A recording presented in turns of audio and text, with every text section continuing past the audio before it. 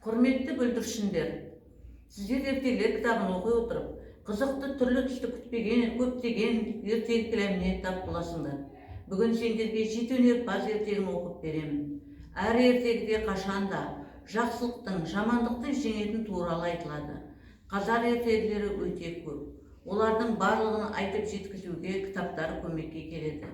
Сондықтан кітаппен достассаңыздар, сонда сіздер оның беттерінде қанша қызықты да пайдалы кеңестер бар екенін түсінесіздер. Жеті өнерпаз ертегі. Баяғы өткен заманда байлығы жұрттан асқан бір хан болыпты. Бұл ханның ұлы болмапты. Жалғыз ақ ай десе аузы, күн десе көзі бар Қаншайым атты бір қызы болыпты. Қыздың сұлулығы сондай, қараған адам есінен танып қалады екен. Күндердің бір күнінде Қаншайым қыз 40 қыз нөкерімен суға түсуге барады. Сол жерде бір кезде Қаншайымды көктен бір қара құс келіп көтеріп алып кетеді. 40 қыз шулап қала береді. Бір ақсақал шал келіп ханға естірмекші болады. Ел жұрт кетіп тыныштық үйде хан жиып, бақсы балгер қожа молданы жинап, қызды олардың бірі де білмей, бәрінде жәрдем бола алмайтынын айтады. Ханның уәзірі Назар келіп, ханмен ақылдасып былай дейді: мұхиттың ар жағында балықшы Сәлім деген шал болады. Оның 7 өнерпаз баласы бар. Бір тапса сол бала табады. Жаныма 500 әскер қосып бер, темірден кеме соққыз, сонда мен соған барып келемін дейді. Хан табанда барлық айтқан керегін дайын қылып, бас уәзірді аттандырады. Назар сумен жол жүріп, бір айда аман есен мұхит теңіздің ар жағындағы шалға жетеді. Барса шал жалғыз өзі отыр, балалары жоқ. Назар уәзір Сәлім шалға мән жайын бәрін баяндап береді. Сонда Сәлім шал балаларын шақырып алып: айлық алыс жерден мына нөкер келіп тұр. Егер тапсаңдар, дүние мүлкімен қызында береді екен. Өнерді ішке сақтамай, сыртқа шығарыңдар дейді. Сонымен 7 өнерпаз ханның бас уәзірі Назарға еріп, ханға жол жүріп кетеді. Хан 7 өнерпазды көріп, қатты қуанып, бала қайғысында ұмытқандай болады. Бірер күн тыныққан соң хан қасына 7 өнерпаз ертіп, баяғы қыз алып кеткен Қарақұсқа келеді. Қарақұс қызды алып аспанға қарай ұшады. 7 өнерпаздың ішіндегі ең үлкен аспанға ұша біледі екен. Барлығын сол бастап, қызды көтеріп ұшқан Қарақұстың көлеңкесіне түсіп қуа бастайды. Бұлар көкте 7 күн, 7 түн ұшады. 8-ші күн дегенде олар құсты көреді. Бір дарияның жағасында қыз отыр, қыз шашын тарап отыр екен. Қуғыншылардың дабыл қағып ұшқан екпінінен қорқып, қызды аспанға ала ұшады. Сонда қуғыншылар: қыздан айырылдық деп айқайлайды. Жігіттер үлкені екіншісіне: өнеріңді істе дейді. Екінші асқан мерген екен. Құстың 2 қанатына көздеп атады. Сол кезде аспанда шыр айналып келіп, қыз суға түседі.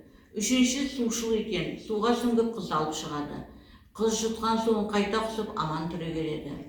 Бұлар енді судан құрғаққа шыққан кезде бір үлкен айдаһар бәрін лебімен жыртып барады. Енді бұлардың 4-ші асқан ұста екен. Қолындағы 2 тасын бір-біріне қағып қалғанда 5 шақырым жерде қорған соғылады. Ол тасын қолынан алып қағып жібереді. 5 шақырым жерден қорған соғылады. Әлгі айдаһар қорғанның сыртына оралып жатып қалады. Бірнеше күн тас қорған ішінде бұлар да жата береді. Айдаһар тас қорғанды сыртына орап, оларды сыға бастайды. Бұлар қысылып өлер болған соң 5-ші де өнерін істейді. Бұлардың 5-ші жер астынан жол салғыш екен. Қолындағы асыл тасыны шаққанда 5 шақырым жерде жол ашыла шыға келеді. Айдаһар сол күйінде таста оралып жатып қалады. Бұлар жер бетінен шыққан соң еліне апаратын жолдың қай жақта екенін білмей амалдары таусылады. Бұлардың 6-ші жол болжағыш екен. Оқып көзін сипаса бір күндік жерден жол көреді екен. 6-шы өнерін бір күндік жердегі жолды табады. Бірақ өздері арып, ашып шаршаған жаяу жүре табандары тесілген, тамақтары жоқ, аш әлсіреп қалады. 7-ші тағам жасағыш екен. Қойнындағы бір асыл табағын алып, жолдастарын күніне 3 мезгіл тамаққа тойдырып отырады. Бұлар бірнеше күн жол жүріп ханның ауылына жетеді. Бәрі де аман. Қаншайым қызды аман алып келеді. Сонан соң ат шаптырып үлкен той жасайды. Хан ел жұртты болып 7 өнерпазға қатты риза болады. Хан 7 өнерпазға риза болғандықтан: қызымды біреуің жолдас қылып алыңдар дейді. Сонда тұрып жеті өнерпаздың ең үлкені. Бәріміз де бірдей өнерімізді көрсеттік. Енді қайсымыздікі мықты болса сол алсын дейді. Хан мақұл көреді. Содан ең үлкені тұрып, бұл қызға менің істеген өнерім бәрінен басым. Мен болмасам бұл құс жоқ еді деп, ол 7 күн құстың ізімен аспанда ұшқан айтады. Сенің өнерің таусылып, қызды қарақшы аспанға алып бара жатқанда мен атпасам қыз жоқ еді. Сондықтан қыз маған дейді екіншісі. Ал үшіншісі тұрып, сен аспаннан қыз атып түсіргенмен суға сүңгіп алмағанда қыз саған жоқ еді дейді. Сонда төртіншісі тұрып, мен тастан қорған соқпағанда бәріңді айтақар жұтып қоятын еді дейді. Ал мен болсам бәріңді тастың астында қалар едің өліп дейді бесіншісі. Алтыншысы тұрып, бәріңді жол таба алмай адастыңдар. Бұларды адастырмай жол тауып берген мен едім, қыз маған тиісті дейді. Ақырында жетіншісі тұрып, менің табағымнан ас жемегендеріңде бәріңде аштан өлер едіңдер дейді. Сондықтан маған тиісті дейді. Бәрі де өздерінің өнерін айтып ханға жүгінеді. Менің бұл жетеуінің бәрінің де өнері бірдей, бірақ қызды сүңгіруге қосыңыз.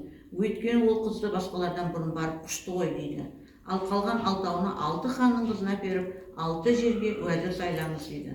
Хан қызын сүңгіруге қосып, қалған 6-ауын 6 ханның қызына беріп, 6 елді билетіпті. Сөйтіп жеті өнерпаз мұрат мақсаттарына жетіпті. Егер осындай қызықты ертегілерді оқығыңыз келсе, біздің балалар кітапханамыз Пушкин атындағы балалар кітапханамызға келуіңізді сұраймыз.